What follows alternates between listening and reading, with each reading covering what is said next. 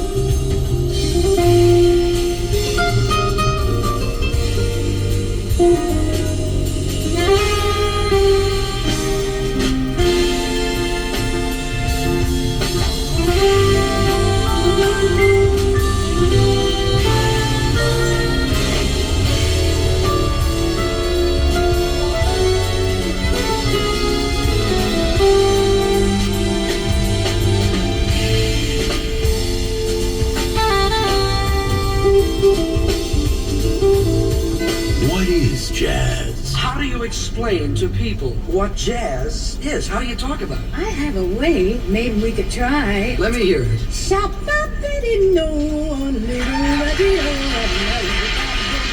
Jazz is WBGO Newark, 88.3 FM and WBGO.org.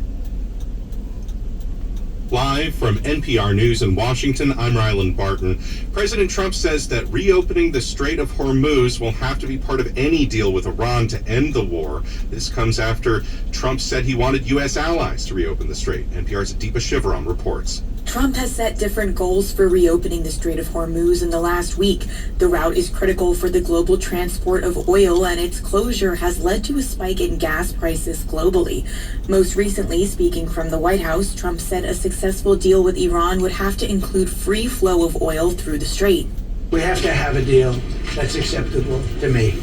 And part of that deal is going to be we want free traffic of oil and everything. Trump also repeated his threat against Iran's civilian infrastructure if a deal is not reached by Tuesday night at 8 p.m. Eastern. He says every bridge and power plant would be decimated.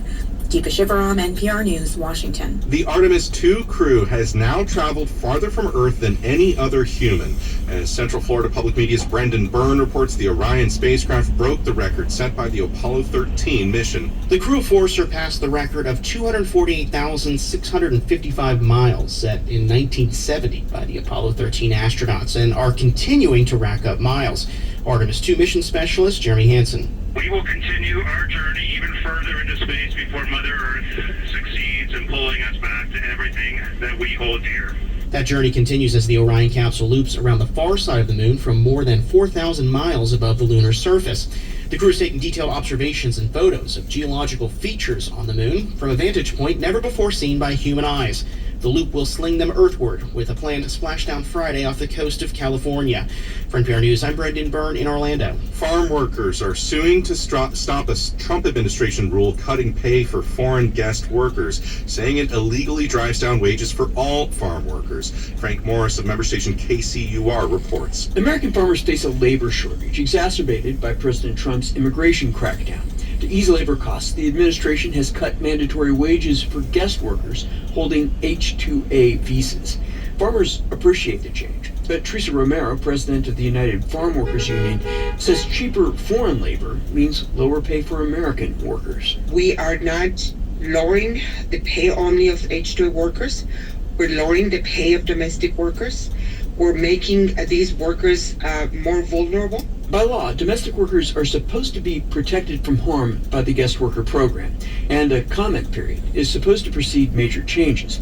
The Farmers Union is challenging the guest worker wage cut on both grounds. For NPR News, I'm Frank Morris. Michigan faces UConn tonight in the NCAA men's college basketball finals. Last night, UCLA beat South Carolina 79-51 in the women's championship. It's NPR.